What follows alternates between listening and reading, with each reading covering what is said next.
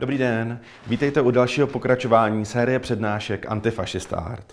V tomto díle se zaměříme na domácí výtvarnou reakci na vznik prvního fašistického režimu italský fašismus.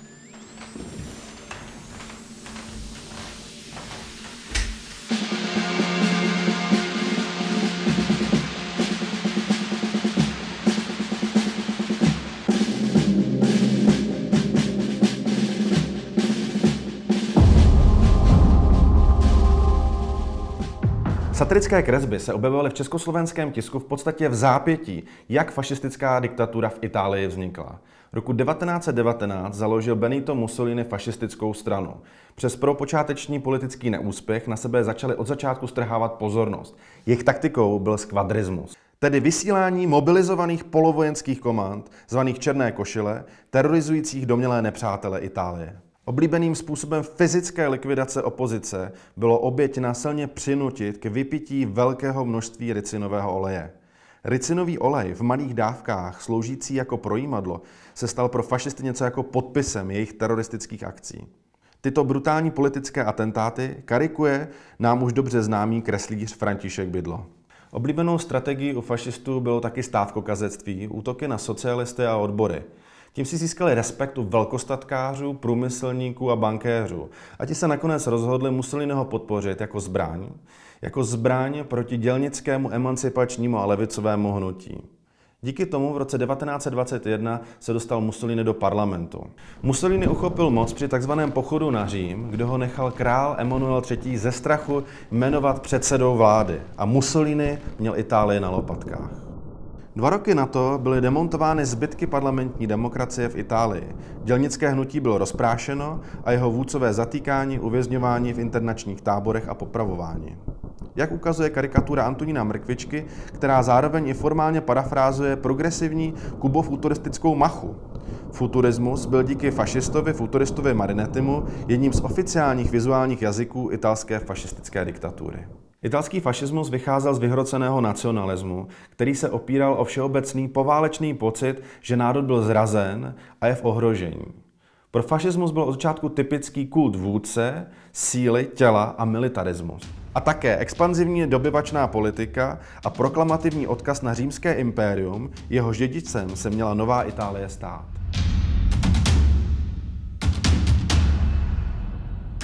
Hospodářsky se definuje fašismus příklonem ke korporativismu a vůlí k vytvoření nadtřídního národního společenství.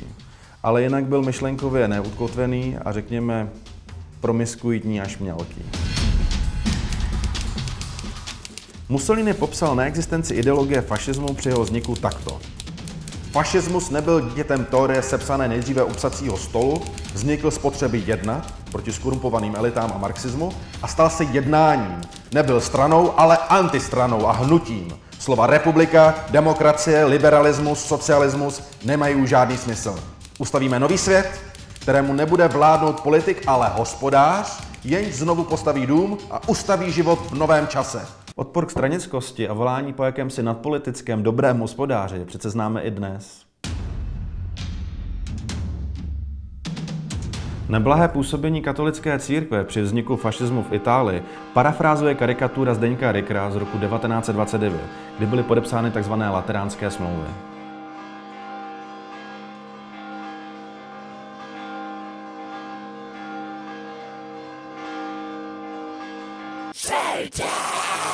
Ostatně komplikovaný vztah státu a církve a jejího napojení na fašismus se objevuje jako téma umělecké tvorby i dnes. Jednou z nejzajímavějších je interaktivní instalace s rotujícím odlitkem pamětní desky Josefa Tissa, kterou vytvořil slovenský konceptuální umělec Jaroslav Kiša.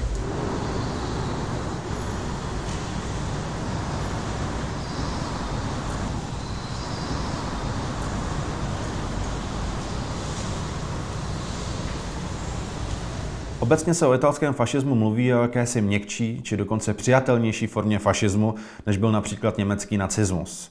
Ve skutečnosti byl italský fašismus pouze vojensky neschopný a méně organizovaný. Pokud ale měl možnost se projevit jako sadistický a bezskrupulózní na vojensky slabším protivníkovi, s nacismem si nějak nezadal. Italský fašismus, poté co se brutálně vypořádal s vnitřní opozicí, brzy vyústil v agresivní zahraniční politiku a vedení dobyvačných válek.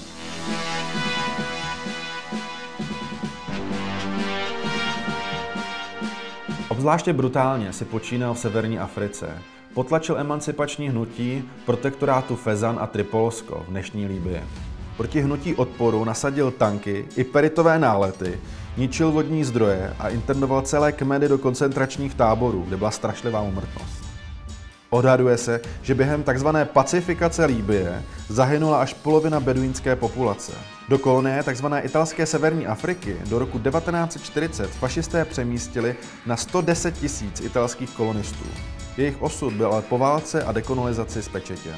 V roce 1935 Itálie napadla a části dobyla Habeš, tedy dnešní Etiopii. Proti civilnímu obyvatelstvu použili chemických zbraní a chovali se tam úplně stejně jako v Libyi.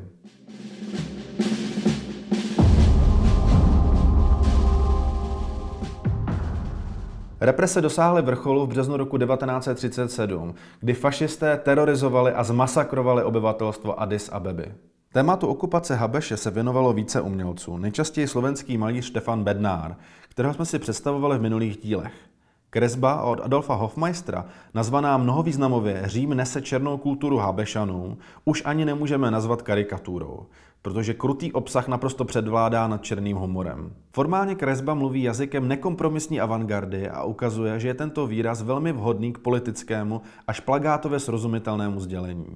Karikatury Antonína Pelce Habeš bude civilizována pro Lidové noviny ukazují s morbidním vtipem budoucnost fašistické kolonie. Do výstavby měst přijde pořádek. Otroci dostanou se v nový řád. Pro cizinecký ruch se pořídí historické památky. Dílo osloveno bude pomníkem vítězství. Paradoxem je, že Adolf Hofmeister a Antonín Pelc také byli internováni v koncentračním táboře v severní Africe. Ale o dobrodružném útěku těchto dvou angažovaných umělců před evropským fašismem až v následujících dílech.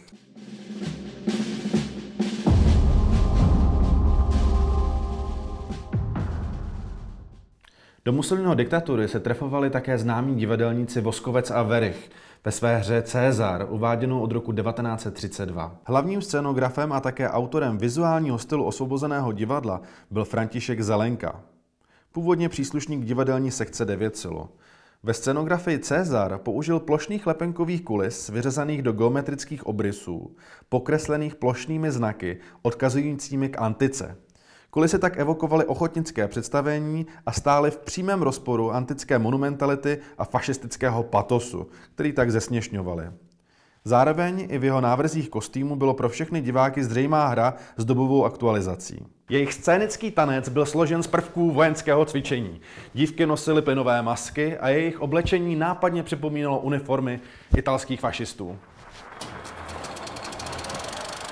V repríze hry byla na scéně i v tištěné podobě užita Hofmeisterova karikovaná mapa Evropy, ze které odlétají bombardéry z Itálie do Španělska na pomoc frankistické armádě. Výjev Voskovec a Werich komentují tím, že španělská uplakaná hlava chytila od italské vojenské boty vši. Není divu, že reví Cézar a další představení v osvobozeném divadle byly častým cílem českých fašistických bojůvek a také cenzorských dohledů státu. Vši tam nasadili odsaď a z ty hnědý košile. No to je tedy prosím Španělsko. Teďka proč ušili tady tu košili zde in Berlin, aby ta francouzská blůza a ruská sukně v tom zmizela?